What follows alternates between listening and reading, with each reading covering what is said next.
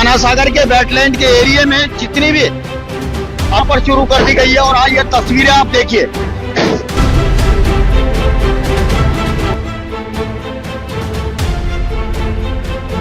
ये तोड़फोड़ अजमेर शहर के लोगों के लिए इसलिए राहत की बात है कि वो आना सागर जो हमने खुला खुला सांस लेकर देखा था वो एक बार फिर आज़ादी की ओर जा रहा है।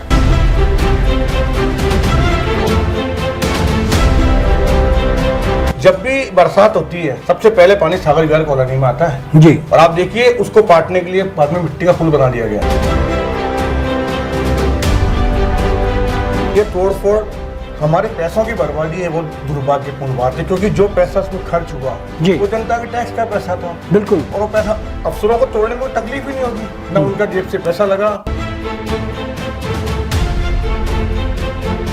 जी। कितना होने के बाद भी वो कर पाए और ये जिम्मेदारी विशुद्ध रूप से अजमेर स्मार्ट सिटी लिमिटेड के अधिकारी की है। ये बर्बादी जिम्मा सिर्फ उनका है। इसके अलावा मैं इसमें जनप्रतिनिधि उससे शामिल नहीं मानता हूँ।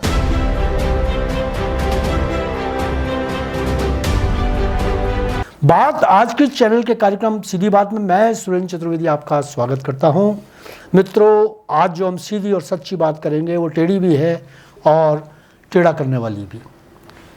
बात का मुद्दा है कि पिछले दिनों जिस तरीके से भ्रष्ट अधिकारियों ने अपनी हठधर्मिता से वह काम किया जो अजमेर के शान शौकत के खिलाफ था और जिस तरीके से आना सागर की हत्या की गई, आना सागर को घेर कर मारा गया, चारों तरफ से मारा गया, उसके बाद सुप्रीम कोर्ट और ग्रीन ट्रिब्यूनल ने जो फैसले सुनाए उस पर भी जो हठधर्मिता हुई और जब हार गए, कुछ न कर पाए, तो उन्हें वो सारे अवैध निर्माण तोड़ने पड़े जिनको बचाने के लिए उन्होंने अपनी जान लगा रखी थी।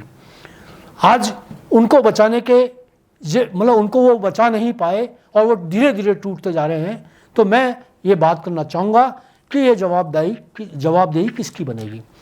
बात करने के लिए इस कार्यक्रम के जो हमारे प्राणवायु हैं वे हैं ओम माथुर, जो हमेशा इस कार्यक्रम को अपने अनुभवों से नवाजते हैं और यह कार्यक्रम बहुत सुदृढ़ बन जाता है। ओम जी, मैं आपका स्वागत करता हूं, आप आए।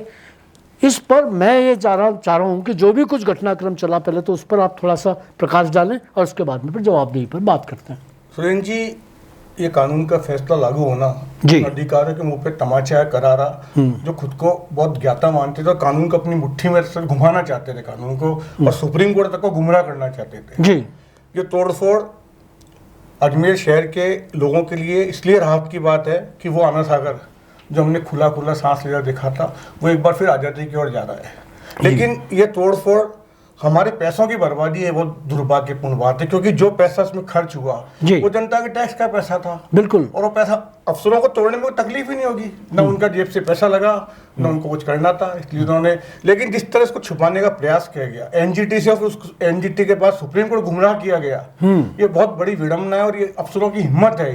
ये कितना होने के बाद भी वो कर पाए और ये जिम्मेदारी विशुद्ध रूप से अजमेर स्मार्ट सिटी लिमिटेड का अधिकारी की है। ये बर्बादी एक जिम्मा सिर्फ उनका है। इसके अलावा मैं इसमें जनप्रतिनिधि उससे शामिल नहीं मानता हूँ क्योंकि जब ये स्मार्ट सिटी योजना लागू की गई थी तब राज कांग्रेस का था। जी। कलेक्टर इसके सीईओ होते थे और नगर निगम आयुक्त सीईओ होते थे। हमारे विधायक देवनानी जी और अनीता बघेल थी, उनको मीटिंगों में बुलाया नहीं जाया करता। हाँ बिल्कुल, उनको तो ऐसा नजरअंदाज कर दिया गया था कि मीटिंग जब होती थी, जो आवश्यक मीटिंग होती थी, उनमें इनको आहूत बुलाया ही नहीं जाता। सारे फैसले लिया करते थे वो लोग, तो उन्हें डर नहीं था क्योंकि सरकार का प्रेशर था। बिल्कुल। इसलिए मेरा मानना है कि ये फैसला भले देर से लागू हो, देर आया लेकिन दुरुस्त है और अब इस काम को जल्दी से जल्दी पूरा करना चाहिए और अजमेर आना सागर वापस खुली हवा में सांस ले। इसके लिए आपसे शहर के बहुत लोग लग रहे थे, उन्हें इस फैसले से बहुत राहत मिलेगी। बिल्कुल सही कह रहे हैं ओम जी। मैं एक और बात करना चाह रहा था आपसे कि ठीक है, जिस समय इनको 7 वंडर और इनको तोड़ने की बात चल रही थी, उसी समय क्या हुआ, आसपास की जो प्रॉपर्टी थी इनको सीज किया जा रहा था। लगभग 39-40 के करीब 40 के करीब संपत्तियां ऐसी थी जिन्हें सीज कर दिया गया था क्योंकि वो भी वेटलैंड में बनी हुई थी। जब आपने वेटलैंड के अंदर 7 वंडर्स, क्योंकि जब वो चीज़ की गई थी तब ये कहा जा रहा था कि 7 वंडर को क्यों नहीं तोड़ा जा रहा, 7 वंडर को क्यों नहीं। अब तो 7 वंडर टूट रहा है। जब 7 वंडर टूट रहा है तो उनका भविष्य क्या है जो आसपास बनी हुई कॉलोनियाँ हैं। जब ये संपत्तियाँ सीज की गई थी तब संपत्ति मालिकों ने सवाल भी उठाया था। बिल्कुल। और ये सवाल शहर में भी था कि क्या सरकारी अतिक्रमण मंजूर है, क्योंकि इसको लोग सरकारी अतिक्रमण मानते थे। और चूंकि वेटलैंड घोषित था, और मेरे ख्याल में सुरेंद्र सिंह शेखावत ने जो 2022 में फैसले दिए थे एनजीटी ने, उसमें एनजीटी ने आनंद सागर के आसपास की जमीन को वेटलैंड मान के निर्माणों पर रोक लगा दी गई थी। फिर इसी को आगे बढ़ाते अशोक मौलवी ने लगाई थी, उसमें तोड़फोड़ का फैसला हुआ था। तो निश्चित रूप से ये टूट गया तो मुझे लगता है उनका भविष्य तो खतरे में है और वो टूटेगी। और मेरे को लग रहा है कि इतना समय क्यों लिया जा रहा है जी, लगता है मेरे को लग रहा है कारण शायद ये रहा होगा उसका कि पहले इस पे फैसला हो 7 वंडर पे, उसके बाद उस पे फैसला हो, क्योंकि वो तो मेरे 6-7 महीने से सीध है संपत्तियां। तो अब जब ये हो गया है तो वो भी हो जाएगा। हाँ ओम जी, क्या हुआ कि अभी पिछले दिनों में मुझे जानकारी मिली कि वो जो संपत्तियां सीज की गई थी, उन्होंने अपने न्याय की मांग करते हुए उनको खुलवाने के लिए हाई कोर्ट गए। हाई कोर्ट में तारीख हुई तो हाई कोर्ट के अंदर उन्होंने ये कहा कि देखिए जी, सुप्रीम कोर्ट के फैसले पर अगर आपको सीज किया गया है, आप वेटलैंड पर बने हुए, तो जब तक सुप्रीम कोर्ट का फैसला पूर्णतः नहीं आ जाएगा तब तक हम ये सुनने के वो नहीं है। और सुप्रीम कोर्ट का वो नहीं होता, तो उन्होंने उसकी जो याचिका थी वो खारिज कर दी। अब प्रश्न उठता है कि उन्होंने ये भी कहा है कि अगर ये 17 तारीख को जो सुधांशु मित्तल अपना वो देंगे मत, सुप्रीम कोर्ट में अपनी रिपोर्ट पेश करेंगे और ये बताएंगे, तो उसके बाद 18 को ये तय हो पाएगा कि उनको स्टेज मिलेगा या नहीं मिलेगा। परेशानी ये है कि तोड़ दिया, तोड़ने के बाद में अब मुझे नहीं लगता कि कोई ऐसी स्थिति है कि उसके अंदर जो जितनी भी संपत्तियां हैं तोड़ी जाएंगी। चलिए, ये तो हुई एक बात। मैं जानना चाहता हूं आपसे, क्योंकि ओम जी आप तो बहुत मतलब जैसे कहते हैं धुरंधर विद्वान भी हैं और धुरंधर पत्रकार भी हैं और बहुत सटीक बोलने वाले हैं। बाकी जो आसपास जो वेटलैंड के अलावा भी आना सागर के पास जो इमारतें, होटल्स और मॉल्स बने हुए हैं, उनका भविष्य क्या मानते हैं? सुरेंद्र जी, मेरा सवाल भी यही है कि आना सागर के कैचमेंट एरिया में नगर निगम और एडीएम ने आखिर नक्शे स्वीकृत कैसे किए गए जी?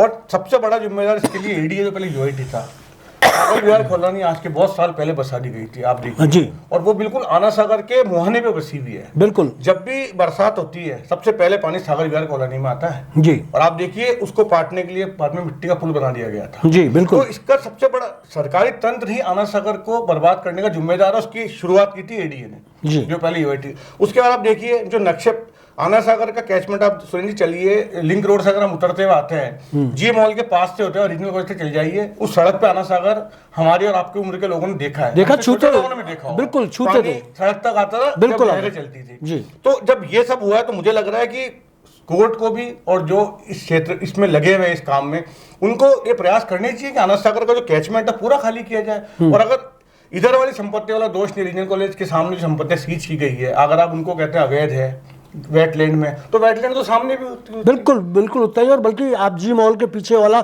जो भी पोर्शन है वो सारा का सारा, चाहे वो कॉलोनी के रूप में हो या खाली पड़ा हुआ हो या मिट्टी बड़ी हुई हो, वो भी है। वो पानी पाथवे बनने का ना रुक गया इस बार जी। जो आप कह रहे हैं ना कि कॉलोनी बनी, अगर वो पाथवे नहीं होता तो जो पानी सड़कों पे आया था आना सागर की, जो लिंक रोड पर सुभाष उद्यान के बाहर आके भर गया था, और जो पानी निचली बस्तियों पर था, पानी वही होता जो इस तरह फैलता। बिल्कुल। तो अगर इस बार पाथवे ना होता तो बहुत संभव है वो पानी जी मॉल तक भी आ सकता, वो पानी होटल मानसिक तक भी आ सकता था, वो पानी हमारे फूड ये बना हुआ जो फूड कोर्ट बना हुआ है जो जी वहां तक पानी आ सकता है। लेकिन वो क्योंकि पाथवे था इसलिए पानी टकरा के बाहर निकल गया, उसने पूरे शहर को तबाह कर दिया। आप देखिए कितने दिन तक शहर 2 हिस्सों में बटा रहा था। हाँ, बिल्कुल बिल्कुल। लिंक रोड बंद हो गया था, उधर दौलत बाग बंद हो गया था, 10-10 दिन तक मुझे लगता नहीं अजमेर जैसा शहर 10-10 दिन तक जैसे वो बंद होता हो। और सुरेंद्र जी सबसे बड़ी बात क्या है, स्मार्ट सिटी जब शुरू की गई योजना केंद्र सरकार ने, तो अजमेर से करीब 112 शहरों को चयन किया गया था। हाँ जी, हाँ जी। पर मेरा मानना है अजमेर जैसी भ्रष्टाचार, लूटमार, मनमानी किसी और शहर में नहीं होगी। बिल्कुल नहीं होगी, क्योंकि 112 सबसे लेट जो काम अजमेर में स्मार्ट सिटी को सबसे लेट अजमेर में हुए, पहली बात तो। दूसरी बात, आप कहीं से खबर नहीं आई है अभी तक स्मार्ट सिटी गाँव में इतना भ्रष्टाचार हुआ है और तोड़फोड़ की गई है। तो इसका मतलब अधिकारियों ने शुरू से स्मार्ट सिटी को अपने घर की योजना माना काम किया। और ये आपको पता है जब जब काम हो रहे थे आरोप खुले में लगते थे कि अधिकारी खुल के पैसा खा रहे हैं, खुल के भ्रष्टाचार हो रहा है, और निर्माण कार्य गुणवत्ता आप कभी भी जैसे पार्ट पे देख सकते हैं। और मैं सबसे बड़ा उदाहरण देता हूँ आपको एलिवेटेड रोड का। आप उसकी दुर्गति अभी से देख लीजिए। हाँ जी, अभी देखिए। और अभी तो एलिवेटेड रोड पर मेरी बात चल रही है, हमारी टीम जो है इस बात पर काम कर रही है। और अब हमारा जो सेकंड, जब तोड़फोड़ के बाद में हमारा जो दूसरा कार्यक्रम है वो एलिवेटेड रोड है। एलिवेटेड रोड को ओम जी हम ये सोच रहे हैं कि इस पर भी हम वाद याचिका दायर करेंगे, इसकी गुणवत्ता पर भी प्रश्न उठाएंगे। सारे सबूत हमारे पास है, हम उन सबूतों के जरिए एक के बाद एक बात एक मैं बात आपसे करना चाह रहा था। ओम जी, आपने शायद आपने ध्यान दें या कभी आप ध्यान देंगे कि ये महावीर कॉलोनी जो है उस तरफ की, वैशाली नगर के उस तरफ की, उससे आप महावीर कॉलोनी पहले टच हुआ करता था, ऋषि उद्यान से पानी टच होता था और वो घाट था एक तरीके से। आज स्थिति ये है कि उसके कम से कम भी 10 बीघा 15 बीघा ज़मीन आगे आ चुकी है। वो ज़मीन कहाँ से आई?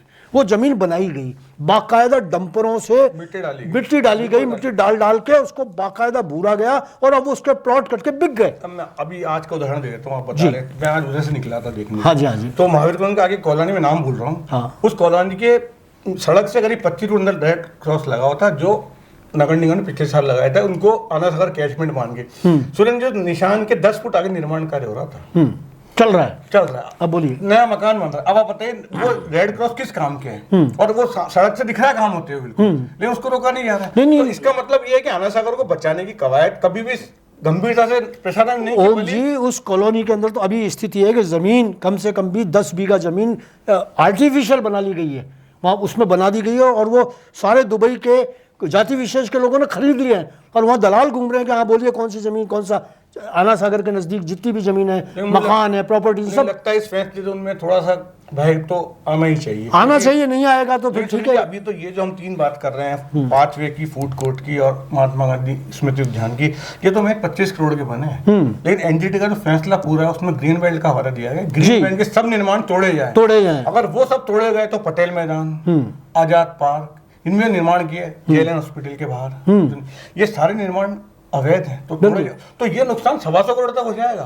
और दूसरी गंभीर बात सुरेंद्र जी, आज आप और मैं एक कमरे का मकान भी बनवाते हैं, हमें नक्शा पास कराना पड़ता है। इनका कोई नक्शा, इन्होंने किसी भी निर्माण कार्य के लिए कोई नक्शा, कॉम्प्लेक्स बनवाए हो, आजाद पार्क में स्विमिंग पूल बनवाए हो, कोर्ट बनवाए हो, या जवाहरलाल अस्पताल में बिल्डिंग में, एक कभी नक्शा पास नहीं है आज की तारीख में, नगर निगम ईडी दोनों से, क्योंकि सरकारी तंत्र बिल्कुल छूट है सबसे, आम आदमी के लिए कानून है।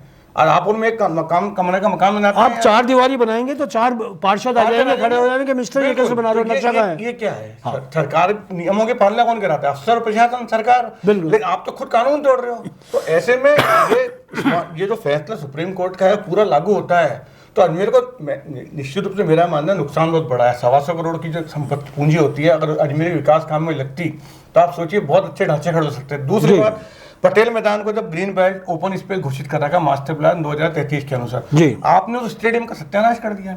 शहर का एकमात्र मैदान था वो, बिल्कुल, जहाँ पे रावण दहन, गणतंत्र दिवस समारोह, और सब उस समय बड़े टूर्नामेंट। आप देखिए पुलिस लाइन का मैदान तैयार करना पड़ा इन व्यवस्थाओं के लिए, जहाँ जिसकी क्षमता उससे आधी भी नहीं है। और दूसरी बात, वहाँ लोग जाना भी नहीं चाहते हैं, पार्किंग का बस समस्या। आप देखिए एक मैदान जो था आपने उसको बर्बाद कर दिया, और आप नए योजना के मैदान है हम बड़ा मैदान बनाएंगे, और आप तो मैदान बर्बाद कर रहे हो। बिल्कुल सही, और सिटी के बाद बीच में था बहुत, मतलब क्या, मतलब ऐतिहासिक, मैं कह रहा हूँ बड़ा स्टेडियम बनाएंगे, आप उसको तो बचाते हैं। और मुझे बताइए ऐसी क्या विडम्बना थी कि आपको हॉकी का वो बनाना था, फुटबॉल का, आप तंदर चल जाते, आप नए स्टेडियम बाहर शहर के बाहर बनाते, वो शहर के बीच का हिस्सा था, एक कितना सालों पुराना, उसका आपने बर्बाद कर दिया। वो कर दिया, और उसके बाद में आप ये देखिएगा कि आप ये देखिए अपना जो ये था हजूर, जिसमें होटल चलते, इसमें जो इन्होंने खेल स्टेडियम को दे रखा था, खेल स्टेडियम की अब क्या स्थिति है? जो खेल स्टेडियम खिलाड़ियों के लिए था वो होटल बन गया, पटेल मैदान में बाढ़ चल रही है, आपने व्यवसाय कॉम्प्लेक्स बना दिया पटेल मैदान के अंदर। मतलब आप देखिए किस स्तर पे भ्रष्टाचार, लूटमार और अफसरों को किसका प्रश्रय मिल रहा था, बहुत बड़ा। मेरा तो मानना है, सुरेंद्र जी देवनानी अध्यक्ष विधानसभा के, भी अनीता 5 साल से एमएलए अनीता जी, इन दोनों को मिलकर ये अभियान छेड़ना चाहिए कि जो बर्बादी हो रही है इसकी वसूली उन लोगों से की जाए, उन सीईओ यानी कलेक्टर से लेके उस अभियंता तक जो स्मार्ट सिटी में इस कार्यकाल में तैनात रहे, उनकी वसूली उसकी तनख्वाह में से की जाए, और अगर रिटायर हो गए हो तो आप उनके जो रिटायर्ड फंड मिलता है उसमें की जाए। जनता इसको क्यों भुगते है? बिल्कुल सही आप मुझे बताइए, जनता इस पैसे को क्यों भुगता है? हमारा क्या दोष है इसके अंदर? ना हम प्रोजेक्ट लेके आए थे, ना हमने पैसा लगाया, प्रोजेक्ट केंद्र सरकार का था, उस पर निगरानी राज्य सरकार करनी चाहिए, काम प्रशासन करना चाहिए। तो केंद्र सरकार पैसा भेज सकती है, अगर आपने उनको भेज दिया कार पूर्ति का, अपने कार वो नहीं किस जारी कर देती है, वो देखना आएंगे नहीं हर बात को। तो ये व्यवस्था तो अब मेरे को लग रहा है बहुत बड़ा अवसर है एक बार फिर अजमेर के जनप्रतिनिधियों के सामने कि उस योजना के दोषियों को सामने लाएं और वसूली के लिए उन पर दबाव, सरकार पर दबाव बनाए। चलिए उस टाइम में कांग्रेस राज था, लेकिन अब तो आपका राज है। ऊपर भी जो पैसा आया था जो केंद्र सरकार ने जो पैसा भेजा था उसकी भी जवाबदेही और उसका दुरुपयोग हो रहा है, तो हाँ, तो उस पर भी केंद्र सरकार को भी इस पर कोई ऐसी ठोस कदम उठाने आपके ऊपर आएगी। चाहिए। बिल्कुल। और ये क्यों नहीं हो सकता है? मुझे एक बात बताइए, ये सरकार, ये जो भी तोड़फोड़ होती है, इस तरह काम होते हैं, ये आम आदमी क्यों भुगतता है? आप और मेहनत से जो पैसा कमाता है आदमी को टैक्स में देता है, और आप वो टैक्स के पैसे और ये जब भी बने, चाहे 500 बन रहा हो, चाहे स्मृति उद्यान बन रहा हो, हम खूब रोए यार, सब हम रोए, खूब चिल्लाए, पूरा खूब शहर चिल्लाए। रोया, खूब लोगों ने लिखा, मीडिया ने, अखबार ने, लेकिन उस टाइम इनको ना जाने किस बात का भरम था अफसरों को कि हम कानून को गुमराह कर लेंगे या कोर्ट को। और आपने देखा हो सुप्रीम कोर्ट में क्या दलील दी सरकार ने, फूड जो 7 वंडर है वो बहुत अच्छा स्थल बन गया, इससे कमाई बढ़ी है शहर की, कमाई बढ़ी है, और ये बहुत अच्छा पर्यटन स्थल बन गया। और मेरा मानना सुनील जी, शहर की सबसे अच्छी रोड अगर कोई थी तो यही थी, और सबसे खराब हुई चलता था, इसका जो सत्यानाश किया गया है बिल्कुल का, जो रोड 100 फुट थी उसको घटा के 30 फुट कर दिया ट्रैफिक के कारण, और आप कहते हो शहर का विकास हो रहा है, ये विकास हो रहा है। तो इस पे तो सख्ती करनी चाहिए। मुझे लग रहा है सुप्रीम कोर्ट को अब जो अगली 17 मार्च सुनवाई है उसमें समय सीमा दे देनी चाहिए कि इस अवधि तक हमें सब टूटा हुआ चाहिए, और टूटा हुआ खाली चाहिए, वेटलैंड चाहिए, और हमें वहाँ हरियाली चाहिए। बिल्कुल। अब बताइए इससे बड़ी बेवकूफ बनाने की बात क्या होगी? जब शुरुआत हुई फूड कोर्ट में, आप फर्स्ट तोड़ के घास लगा के आपने नकली पेड़ लगा दिया। अरे घास कालीन भी शायद उससे लगा हरियाली जो मिलता है, आप कह रहे हो बना दी। मतलब कोर्ट को बेवकूफ समझ रहे हो, सुप्रीम कोर्ट को। मतलब मैं तो सुरेंद्र अधिकारियों की हिम्मत की दाद दूंगा। कितना भ्रष्टाचार, लूट मार, करप्शन करने के बाद भी वो इतने बेखौफ थे कि हमारा कुछ ही नहीं बिगड़ेगा। तो इनको प्रेशर कौन दे रहा था? राजनीतिक कांग्रेस राजनीतिक कोई ना कोई नेता होगा, क्योंकि मेरा ऐसा मानना है प्रशासन बिना राजनीतिक संरक्षण कुछ ही नहीं कर सकता है। उस समय तो ये हाल था, मैं बिल्कुल नामदर्द कह रहा हूँ कि देथा जी वहाँ यहाँ हुआ प्रभारी हुआ करते थे, अधिकारी हमारे IAS ऑफिसर जो आज भी हैं, हाँ, और कलेक्टर था विश्व मोहन। आप ये देखिएगा कि मतलब उस समय जब काम चल रहा था तो रघु शर्मा का बेटा उसमें भाग लेता था मीटिंग के अंदर, और गाड़ी उसमें बात होती थी। बिल्कुल सही बात, कलेक्टर की तो इसकी जगह सुनील जी बात हुई ना कि अगर अफसर लूट मारे भ्रष्टाचार कर रहे थे तो राजनेता भी उनका बहुत बड़ा हिस्सा। मेरा शुरू से ये कहना रहा है कि बिना राजनीतिक संरक्षण के अफसरशाही कुछ नहीं कर सकती है। ये केवल कहने की बात है, अफसर हमारी बात नहीं मानते, केवल जनता को धोखा देने की बात है कि अफसर हमारी बात नहीं मानते हैं, अफसर बिना नेता के आगे नहीं बढ़ सकता। तो ये जो करप्शन हुआ है इसमें कांग्रेस राज के नेता भी उतने शामिल हैं। तो मेरा मानना है सरकार को एक बात जांच आयोग बिठा के अजमेर के स्मार्ट सिटी की गड़बड़ियों की, घोटालों की जांच करानी चाहिए। दोषी अफसर, दोषी राजनीतिज्ञ, इन सबको सामने लाना चाहिए और बाकायदा वसूली का अभियान छेड़ना चाहिए। और मुझे लग रहा है जनता इसका पूरा सपोर्ट करेगी और अधिकारियों के सामने संदेश जाएगा आने वाले समय में कि भ्रष्टाचार किया तो कभी पोल खुल सकती है। तो ये हो सकता है, बिल्कुल हो सकता है। तो दोस्तों, आपने सुना ओम माथुर जी को, जिन्होंने बेबाक बयानी के साथ में अपनी बात कही और यह बताया कि जवाबदेही जिन लोगों ने भ्रष्टाचार किया उनकी तय होनी चाहिए, और वो होगी। कैसे होगी? सुप्रीम कोर्ट तय करे या सरकार? ये दोनों बातें सोचनी पड़ेंगी, क्योंकि पाले में गेंद अभी राज्य सरकार के है। सुधांशु पंत जो हमारे मुख्य सचिव हैं, उनको अदालत में अपना पक्ष रखना है। वो पक्ष किस तरह से रखना है, वो जिस तरीके से पक्ष रखेंगे, आगे की नीतियां, आगे की रणनीतियां, आगे के फैसले उन्हीं आधार पर होगा। धन्यवाद, आज इतना ही।